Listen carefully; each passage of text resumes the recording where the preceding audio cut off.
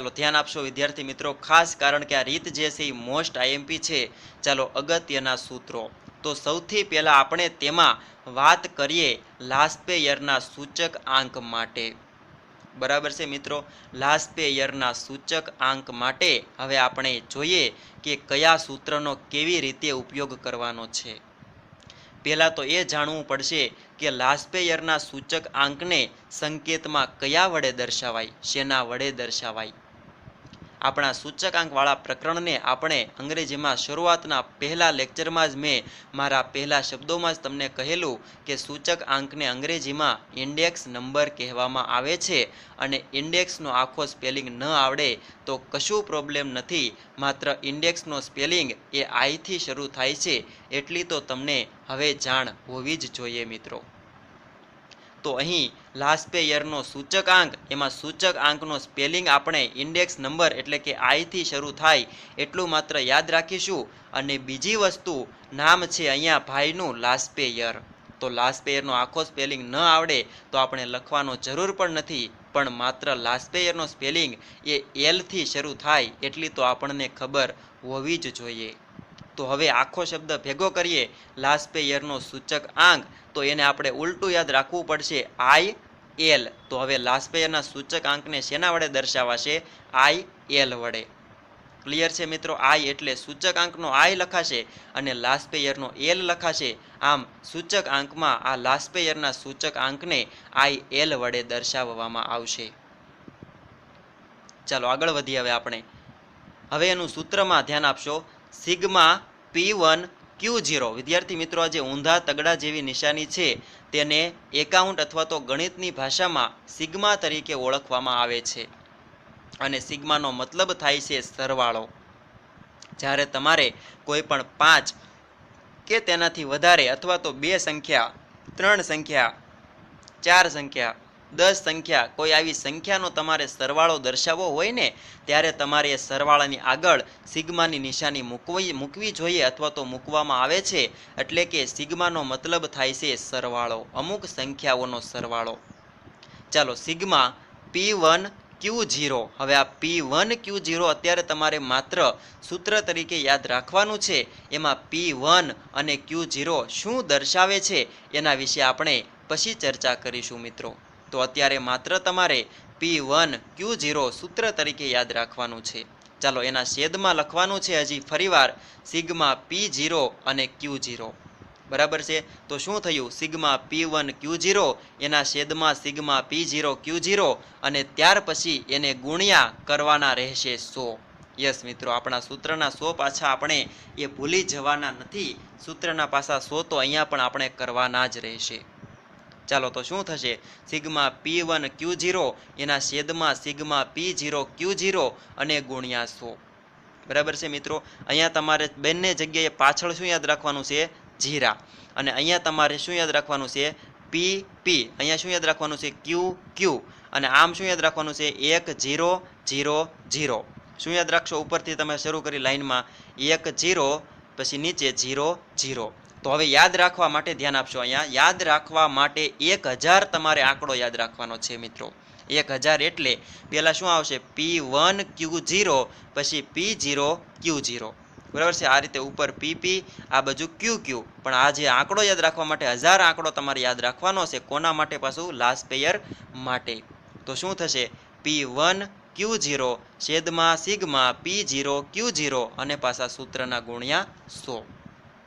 બરાબર છે, તો આમ એકડો 0 0 0 એ રીતે તમારે 1000 યાદ રાખવાના રહેશે.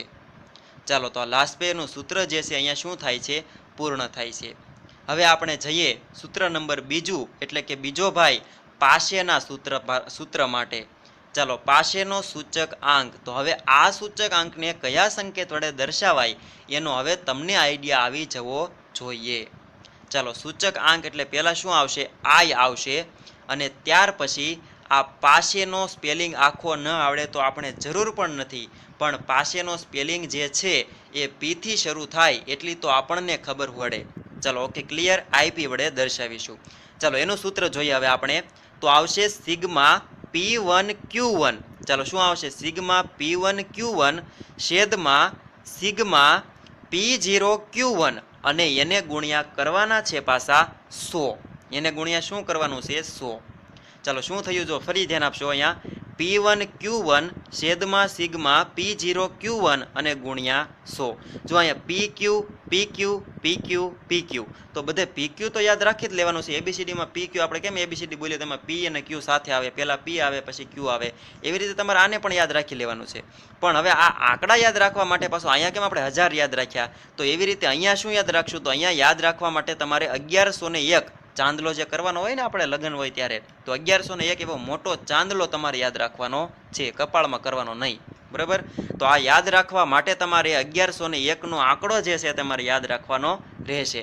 તો 1101 ને કઈ રીતે મૂકવાનો? જો આ રીતે, અહીંયા એકડો, અહીંયા એકડો, અહીંયા 0 અને અહીંયા એકડો. તો આ રીતે સિગ્મા P1Q1 છેદમાં સિગ્મા P0Q1 એને ગુણ્યા 100. તો આ રીતે તમારે પાસેનું સૂચકાંક માટેનું સૂત્ર જે છે યાદ રાખવાનું છે. વિદ્યાર્થી મિત્રો, હજી આ P1 એટલે શું, Q1 એટલે શું, તમને જે આગળ હું સમજાવું છું, તમે ચિંતા ન કરતા. ચલો આગે बढ़ते हैं फिर एक बार. હવે કોણ આવશે? ત્રીજો ભાઈબંધ, ત્રીજો એનો ભાઈ જે સૌથી મોટો છે, ફિશરનો સૂચકાંક, એને આદર્શ સૂચકાંક પણ કહેવામાં આવે છે, એ પાછું ભૂલી જવાનું નથી. ચાલો તો ફિશરના સૂચકાંકને હવે કયા સંકેત વડે દર્શાવાશે મિત્રો? ચાલો તમે કહો હવે. તો ફિશરના સૂચકાંકને આપણે IF વડે દર્શાવવું પડશે. ચાલો પાકું, કારણ કે ફિશરનો સ્પેલિંગ F થી શરૂ થાય અને સૂચકાંકનો પાછો આપણે I લખવો પડશે. તો ચાલો જોઈએ આપણે હવે. તો I અને એની બાજુમાં શું આવશે? F આવશે. ચાલો ક્લિયર મિત્રો. તો સૂચકાંક જે ફિશરનો છે એ આદર્શમાં આદર્શ એટલે કે સારામાં સારો સૂચકાંક છે, અને તે ફિશરના સૂચકાંકને આપણે IF વડે એ દર્શાવવાનું રહેશે. ચલો જોઈએ એનું સૂત્ર.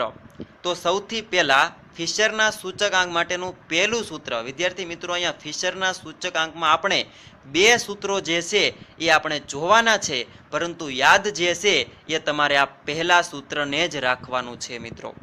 ક્લિયર છે? બે સૂત્રો જોવાના છે, પણ પહેલા સૂત્રને તમારે યાદ રાખવાનું છે. દાખલામાં પણ તમારે પહેલા સૂત્રનો જ ઉપયોગ કરવાનો છે. ચાલો ક્લિયર. તો જોઈએ આપણે સૌથી પહેલું સૂત્ર. તો પહેલું સૂત્ર છે વર્ગમૂળમાં IL એને ગુણ્યા કરવાના છે IP. એને શું કરવાનું છે? ગુણ્યા તમારે કરવાનું છે IP. તો સૂત્ર તૈયાર થઈ ગયું વિદ્યાર્થી મિત્રો. શું થયું? વર્ગમૂળમાં IL ગુણ્યા IP. હવે જો IL એટલે શું? તો કે IL એટલે અહીંયા જે લાસ્ટ પેયરનો સૂચકાંકનો જવાબ આવ્યો હોય એને તમારે વર્ગમૂળમાં અહીંયા મૂકી દેવાનું છે. બરાબર? પછી ગુણાકાર કરીને પાસેના સૂચકાંકનો જે જવાબ આવ્યો હોય એને તમારે અહીંયા ગુણાકાર કરીને મૂકી દેવાનું છે. પછી તમારે લાસ્ટ પેયર અને પાસેના સૂચકાંકનો જે જવાબ આવ્યો હોય એનો બંનેનો ગુણાકાર કરી અને પછી તમારા કેલ્સીમાં એક નીચેથી તમે ખૂણા ઉપર જોજો એક વર્ગમૂળની નિશાની છે, વર્ગમૂળ કરીને વચ્ચે ગુણાકારની નિશાની આપેલી છે, એ સ્વિચ તમારે દબાવી દેવાની, એટલે કે વર્ગમૂળ કાઢી નાખવાનું, એટલે તમને ફિશરનો સૂચકાંક જે છે એ તમને મળી જશે. અને યાદ તમારે કયું સૂત્ર યાદ રાખવાનું છે? આ લાલ એરાવાળું. એટલે આ સૂત્ર જ માત્ર તમારે યાદ રાખવાનું છે. અહીંયાથી તમને એક બીજું સૂત્ર પણ જણાવું છું, પણ એ સૂત્ર તમારે યાદ રાખવાનું નથી. બીજી એક વસ્તુ વિદ્યાર્થી મિત્રો, તમને પ્રશ્ન પણ એક થવો જોઈએ, કદાચ મારા અંદાજ પ્રમાણે પ્રશ્ન થયો પણ હશે. એ પ્રશ્ન કયો? તો કે જો તમે અત્યાર સુધીના દરેક સૂત્રમાં આપણે ગુણ્યા 100 કરતા આવ્યા છીએ. જુઓ તમે આગળના રીત નંબર 1માં પણ બધે ગુણ્યા 100 કર્યું છે, રીત નંબર 2માં પણ બધી જગ્યાએ ગુણ્યા 100 આપણે જે છે એ કરતા આવ્યા છીએ, પરંતુ આ ફિશરના સૂચકાંકમાં આપણે જે છે એ ગુણ્યા 100 અહીંયા કરવાનું રહેતું નથી. હવે તમને પાછો એવો પણ પ્રશ્ન થવો જોઈએ કે તો શા માટે? બરાબર છે? આવો પણ પ્રશ્ન થવો જોઈએ. તો એનો જવાબ એ છે કે જ્યારે તમે આ લાસ્ટ પેયરનો સૂચકાંક મેળવ્યો છે ત્યારે તમે એકવાર ગુણ્યા 100 કરેલું છે. બીજી વસ્તુ, જ્યારે તમે પાસેનો સૂચકાંક મેળવેલો છે ત્યારે પણ તમે એકવાર ગુણ્યા 100 જે છે એ તમે કરેલું છે. બરાબર છે? તો હવે આ બંને જગ્યાએ તમે એક વાર ગુણ્યા કરેલું હોવાથી આ ફિશરના સૂચકાંકમાં અહીંયા તમારે હવે ગુણ્યા 100 કરવાનું રહેતું નથી. યસ મિત્રો, સૂત્રો તો યાદ રહી જશે, પરંતુ આ કઈ જગ્યાએ ગુણ્યા 100 આવે છે અને કઈ જગ્યાએ ગુણ્યા 100 આવતા નથી એ તમારે ખાસ અને ખાસ યાદ રાખવું પડશે મિત્રો. બરાબર છે? ઓકે મિત્રો, ચાલો તો હવે ફરી વખત આપણે જે છે એ આગળ વધીએ. હવે જોઈએ આ ફિશરનું સૂચકાંક જે છે એનું બીજું સૂત્ર. ચાલો જોઈએ આપણે ફિશરના સૂચકાંકનું બીજું એટલે કે ઓર વાળું સૂત્ર. ઓર કહેતા અથવા, ઓર કહેતા અથવા. બરાબર છે મિત્રો? કેટલાક વિદ્યાર્થી મિત્રો જે છે એ કંઈક નાની અમથી પરિસ્થિતિ અથવા તો કંઈક નાની અમથી મુશ્કેલી આવતી હોય ને એટલે પોતે જે છે ને પડી ભાંગતા હોય કે હવે તો હું આમાં કશું કરી જ નહીં શકું, હવે તો હું સાવ હારી ગયો છું અને હવે તો મને કંઈ આવડતું જ નથી એવું માની અને પોતે જે છે એ સાના માના બેસી અને પોતે નિરાશ થઈ જતા હોય છે.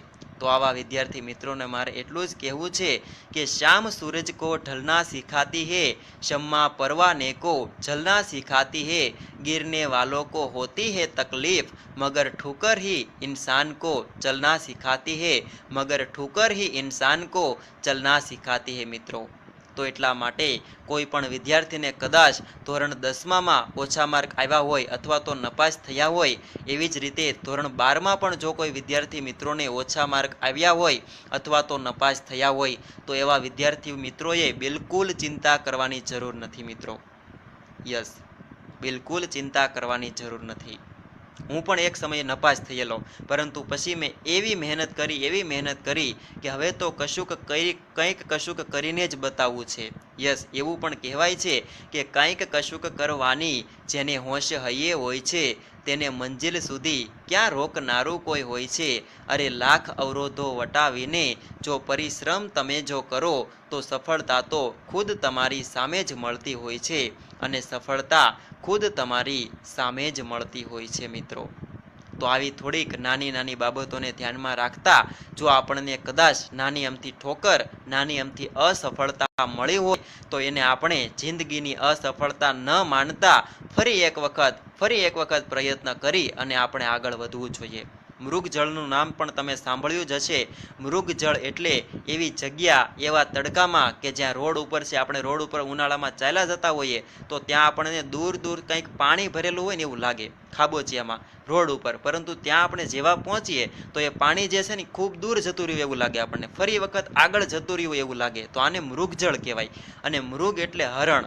તો હરણિયાઓ જે છે એ આવા પાણીઓ પાછળ દોડતા જે છે એ પોતે પાણી પીવા માટે આવા પાણી પાછળ પોતે દોટ મૂકતા હોય છે અને પોતાને અંતે એ પાણી મળતું હોતું નથી અને એ પોતે જે છે આવી રીતે ઉનાળામાં ભર બપોરે દોડી અને થાકી જતા હોય છે અને પોતે જે છે એ નિરાશ પામી અને કેટલાક હરણ તો એવા પણ હોય છે કે જે આવી પછી કાળઝાળ ગરમી સહન ન કરી શકવાને પરિણામે પોતે જે છે એ પોતાનો પ્રાણ જે છે એ ગુમાવતા હોય છે મિત્રો. તો આપણે આવા મૃગજળ પાછળ ન ભાગવાને પરિણામે આપણે જે છે એ કોઈક સફળતા તરફ જ દોટ મૂકવી જોઈએ કે જેથી એ વાસ્તવિક જે પરિસ્થિતિ છે, જે વાસ્તવિક પ્રાણી છે, જે વાસ્તવિક પ્રાણી નહીં પણ પાણી છે એવા પાણી તરફ જ આપણે દોટ મૂકવી જોઈએ. કહેવાનો મતલબ એવો કે આપણે મૃગજળ જેમ પ્રાણીની માફક દોટ ન મૂકતા એક સારા માણસની જેમ આપણે સફળતા કે જે વાસ્તવિકતા છે, કે જે વાસ્તવિક પાણી છે એવા પાણી તરફ જ આપણે એક દોટ મૂકવી જોઈએ કે જેથી આપણી તરસ જે છે એ આપણે છીપાવી શકીએ મિત્રો. તો આવી થોડીક જે છે એ નિરાશ થઈ ગયેલા વિદ્યાર્થીઓ અને પડી ભાંગેલા વિદ્યાર્થીઓ માટે જ મેં આ શબ્દો થોડાક તમને અત્યારે કહ્યા છે. ચાલો તો આપણે હવે પાછા આગળ વધીએ આપણા સિલેબસ તરફ. તો ફિશરનો સૂચકાંક વિદ્યાર્થી મિત્રો આ એફ વડે દર્શાવાય છે. એનું પહેલું સૂત્ર આપણે જોયું છે વર્ગમૂળમાં IL અને ગુણ્યા IP, પરંતુ આ વર્ગમૂળના સૂત્રમાં આપણે જે છે એ ક્યાંય પણ ગુણ્યા 100 કરવાના રહેતા નથી. ચાલો જોઈએ હવે આપણે અથવા વાળું બીજું સૂત્ર. ચાલો બીજા સૂત્ર તરફ નજર કરીએ તો એ સૂત્ર છે વર્ગમૂળમાં, ધ્યાન આપશો મિત્રો, વર્ગમૂળમાં સિગ્મા P1Q0 એના છેદમાં સિગ્મા P0Q0. વિદ્યાર્થી મિત્રો અહીંયા જરાક તમે નજર જે છે એ તમારી પાસે કરતા જજો. અહીંયા જે મેં સૂત્ર અંદર લખ્યું છે એ સૂત્ર અહીંયા જે છે એ જ મેં લખ્યું છે. બરાબર છે? ચાલો એને ગુણ્યા, અહીંયા જેમ આપણે ગુણ્યા કર્યું છે એવી જ રીતે અહીંયા પણ આપણે ગુણ્યા જે છે એ કરવાના છે. બરાબર છે? ચાલો ત્યાર પછી ફરી એક વખત સિગ્મા P1Q1 અને એના છેદમાં સિગ્મા Q1 અને એને ગુણ્યા, ધ્યાન આપશો મિત્રો, એને ગુણ્યા હજી પાછા કરવાના છે 100 કરવાના છે મિત્રો. જે 0 નીચે આવી ગયો છે તમારે 100 સમજવાના છે. ઓકે, તો આ સૂત્રમાં, નીચેના સૂત્રમાં જે છે એમાં ગુણ્યા 100 કરવાના છે. શા માટે? તો ધ્યાન આપશો, અહીંયા જો તમે P1 Q0 P0 Q0 એટલે લાસ્ટ પેરનું સૂત્ર થઈ ગયું આખું. IL ની જગ્યાએ આપણે શું મૂકી દીધું? એના સૂત્રને આપણે મૂકી દીધું. તો હવે આ સૂત્રમાં તમે ખાલી જે છે એ P1 Q0 P0 Q0 જ લીધું છે, ગુણ્યા 100 આપણે હજી લીધા નથી. પછી એવી જ રીતે આ પાસેના સૂચકાંક માટે આપણે પાસેના સૂત્રમાંથી P1 Q0 Q1 P0 Q1 લઈને અહીંયા મૂકી દીધું, પણ હજી આપણે એમાંથી ગુણ્યા 100 લીધા નથી.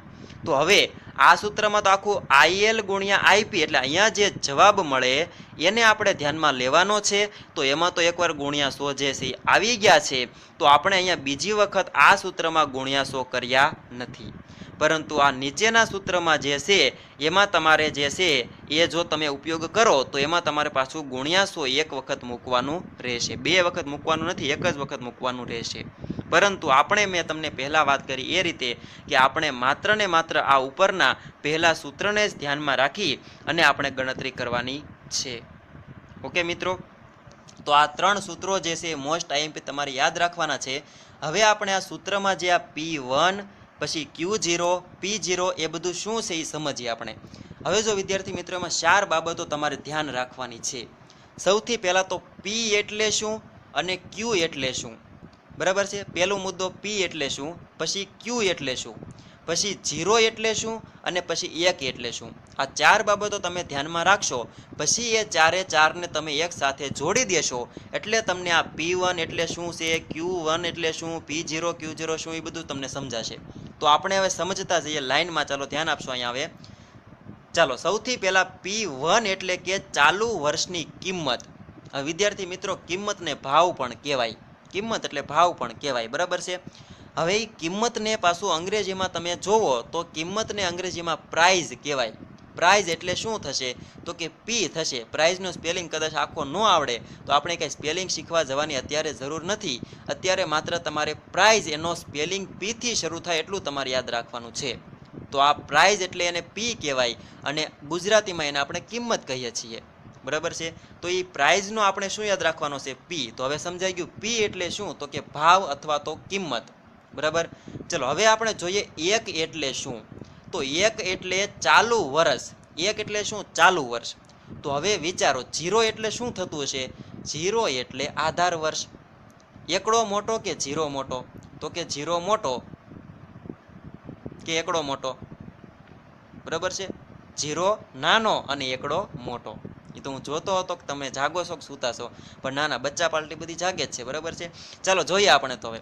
તો એકડો મોટો અને 0 નાનો. તો આગળ પણ આપણે લેક્ચર નંબર 1, 2, 3માં પણ શીખી ગયેલા કે જે આંકડો મોટો હોય, આપણે વર્ષો હતા ત્યારે શું કરતા, જે વર્ષ મોટું હોય એને ચાલુ વર્ષ ગણતા અને નાનું વર્ષ હોય એને આધાર વર્ષ ગણતા. તો બસ એવી જ રીતે અહીંયા એકડો મોટો એટલે એને ચાલુ વર્ષ તરીકે યાદ રાખવાનું છે અને 0 નાનો એને આધાર વર્ષ તરીકે યાદ રાખવાનું છે, બરાબર છે. તો એકડો મોટો જે છે એટલા માટે શું થશે? ચાલુ વર્ષ. તો હવે જો P1, હવે શું બેને જોડો તમે. P1 એટલે શું થશે? એકડો એટલે ચાલુ વર્ષની અને P એટલે કિંમત, ચાલુ વર્ષની કિંમત. સમજાણું મિત્રો? તો P1 એટલે ચાલુ વર્ષની કિંમત અથવા ભાવ. તો હવે જો P1 જે છે એમાં 1 ની જગ્યાએ હું એકડો જે છે ત્યાં હું 0 લખી નાખું તો હવે શું બોલાય? આધાર વર્ષની કિંમત. 0 એટલે શું થઈ ગયું? આધાર વર્ષ. તો સમજાણું? 0 એટલે શું થશે? આધાર વર્ષની કિંમત. અહીંયા તમે જોઈ શકો છો P0 એટલે આધાર વર્ષની કિંમત અથવા તો ભાવ. તો હવે P1 એટલે ચાલુ વર્ષનો ભાવ અને P0 એટલે આધાર વર્ષનો ભાવ, ભાવ અથવા કિંમત. ચલો P1 ને P0 ક્લિયર. હવે આપણે જઈએ Q માટે. તો વિદ્યાર્થી મિત્રો, Q એટલે એને કહેવાશે જથ્થો. જથ્થો અથવા તો વપરાશ પણ કહેવાય. હવે જથ્થાને અંગ્રેજીમાં ક્વોન્ટિટી કહેવાય. શું કહેવાય? ક્વોન્ટિટી. જો ક્વોન્ટિટી અને ક્વોલિટી બે પાછું અલગ છે. ક્વોલિટી એટલે જે તે વસ્તુની ગુણવત્તા અને ક્વોન્ટિટી એટલે જે તે વસ્તુનો જથ્થો. હું એમ કહું કે મારી પાસે એક ખૂબ જ મસ્ત મજાની ચાલે એવી એક પેન છે, તો એ ગુણવત્તા જે છે મસ્ત મજાની ચાલે એની શું થઈ? ગુણવત્તા થઈ. પણ એવી મારી પાસે કેટલી પેન છે તો કે એક પેન છે, તો એક એ શું થયો, એનો જથ્થો થયો, બરાબર છે. તો ક્વોલિટી અને ક્વોન્ટિટી બે જે છે એ અલગ વસ્તુ છે, પરંતુ આપણે જે છે અહીંયા શું યાદ રાખવાનું છે, માત્ર ક્વોન્ટિટી, એટલે આપણે માત્ર શું જોઈશે, જથ્થો જોઈશે. અને ક્વોન્ટિટીનો આખો સ્પેલિંગ ન આવડે તો આપણે જરૂર પણ નથી. ક્વોન્ટિટીનો સ્પેલિંગ ક્યુ વડે ક્યુથી શરૂ થાય એટલી આપણને ખબર હોવી જોઈએ. તો હવે જો ક્યુ જે છે એ નક્કી થઈ ગયો, હવે 1 ને 0 તો આપણને ખબર જ છે. તો હવે હું બોલું છું Q1 એટલે શું થશે, ચાલુ વર્ષનો જથ્થો અથવા તો ચાલુ વર્ષનો વપરાશ. જથ્થાનું બીજું નામ વપરાશ અને કિંમતનું બીજું નામ ભાવ છે. તો થઈ ગયું શું થશે, Q1 એટલે ચાલુ વર્ષનો જથ્થો અને Q0 એટલે શું થશે, આધાર વર્ષનો જથ્થો, બરાબર છે. તો આ જરાક તમારે પાકું કરી લખવાનું છે. જો તમને આ P1 Q0 P0 Q0 શું કહેવાય છે એ ખબર નહીં પડે તો આ રીતના આપણે દાખલા જે છે ગણી નહીં શકીએ. એટલા માટે તમારે કોઈ પણ રીતે 5 વખત લખવું હોય તો લખી લેજો, 10 વખત લખવું હોય તો લખી નાખજો, પણ આ જે અહીંયા તમને જે આ કાંઈ છે ચોરસમાં લખીને આપ્યું છે એ તમારે પાકું કરવું જ પડશે, બરાબર છે. એટલે P1 એટલે ચાલુ વર્ષની કિંમત, P0 એટલે આધાર વર્ષની કિંમત, Q1 એટલે ચાલુ વર્ષનો જથ્થો અને Q0 એટલે આધાર વર્ષનો જથ્થો. ચાલો, બરાબર છે. હવે બીજી એક વસ્તુ વિદ્યાર્થી મિત્રો, અહીંયા તમને એક બોર્ડમાં એવો પણ પ્રશ્ન પૂછાતો હોય છે કે લાસ્પેયરના સૂચક આંકમાં કયા વર્ષના જથ્થાને ભાર તરીકે લેવામાં આવે છે. ખાસ ધ્યાન આપશો મિત્રો, લાસ્પેયરના સૂચક આંકમાં કયા વર્ષના જથ્થાને ભાર તરીકે લેવામાં આવે. તો તમારે લાસ્પેયરનું સૂત્ર જે છે ને કોઈ જગ્યાએ લખી લેવાનું, પછી એમાં તમારે અહીંયા પાછળ નજર કરવાની. જો અહીંયા બે જગ્યાએ તમને ઊભા શું દેખાય છે, 0 દેખાય છે. તો એનો મતલબ એમ કે 0 એટલે શું, તો કે આધાર વર્ષ. તો લાસ્પેયરના સૂચક આંકમાં આધાર વર્ષના જથ્થાને ભાર તરીકે લેવામાં આવે છે. ક્યાંથી યાદ રાખ્યું આપણે, અહીંયા એના સૂત્રમાં પાછળ જે 0 આવે છે એની ઉપરથી આપણે યાદ રાખવાનું છે. તો એવો ને એવો પ્રશ્ન આપણને પાસેમાં પણ પૂછાઈ શકે, બરાબર છે. તો પાસેનો પ્રશ્ન આવો પૂછાય કે પાસેના સૂચક આંકમાં કયા વર્ષના જથ્થાને ભાર તરીકે લેવામાં આવે છે. તો કદાચ જો તમારી નજર મારી કરતાં 2 ડગલા આગળ હશે તો તમે અહીંયા નજર કરી જ હશે. તો અહીંયા પાછળ શું છે, 1 1 એટલે શું, Q1 Q1. તો હવે 1 એટલે એકડો એટલે કે ચાલુ વર્ષ. તો એનો મતલબ એમ કે પાસેના સૂચક આંકમાં ચાલુ વર્ષના જથ્થાને ભાર તરીકે લેવામાં આવે છે. ચાલો, ઓકે મિત્રો, લાસ્પેયરના સૂચક આંકમાં આધાર વર્ષના જથ્થાને ભાર તરીકે લેવામાં આવે છે, જ્યારે પાસેના સૂચક આંકમાં એ ચાલુ વર્ષના જથ્થાને ભાર તરીકે લેવામાં આવે છે. લાસ્પેયર હોય તો આધાર વર્ષ યાદ રાખવાનું અને પાસે હોય તો ચાલુ વર્ષ યાદ રાખવાનું.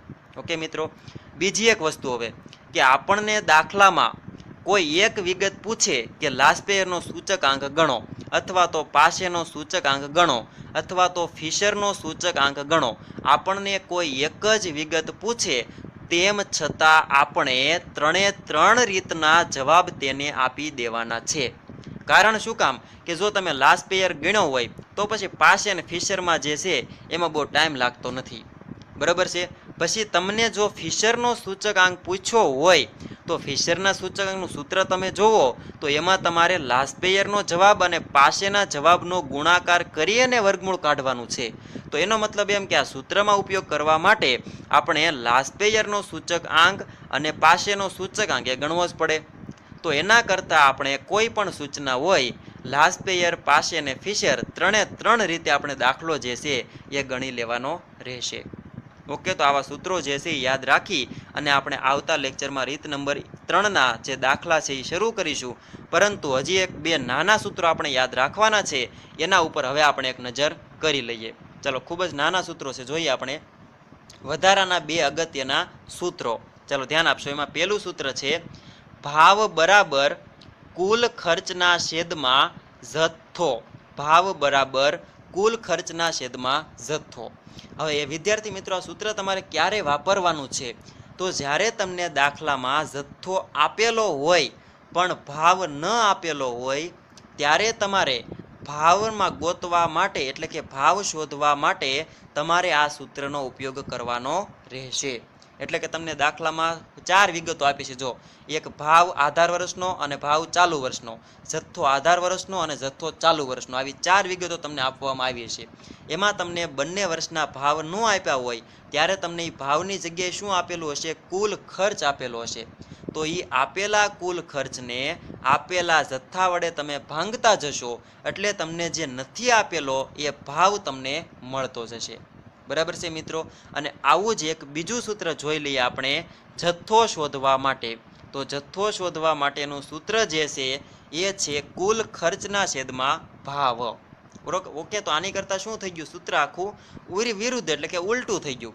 અહીંયા જુઓ કુલ ખર્ચ ઉપર છે, અહીંયા પણ કુલ ખર્ચ ઉપર છે, પરંતુ છેદમાં જે છે એ ફરી ગયું છે. બરાબર છે. અહીંયા છેદમાં શું હતું? જથ્થો છે, ને અહીંયા શું આવી ગયું? ભાવ આવી ગયું. અને આ સૂત્ર શેનું હતું? ભાવ માટેનું. જ્યારે આ નીચેનું સૂત્ર શેના માટેનું હતું? જથ્થા માટેનું. એટલે સીધી વાત હવે છે કે ભાવ શોધવો હોય તો કુલ ખર્ચના છેદમાં જથ્થો મૂકી દેવાનો, અને જથ્થો શોધવો હોય તો કુલ ખર્ચના છેદમાં તમારે શું મૂકી દેવાનો? ભાવ જે છે એ મૂકી દેવાનો.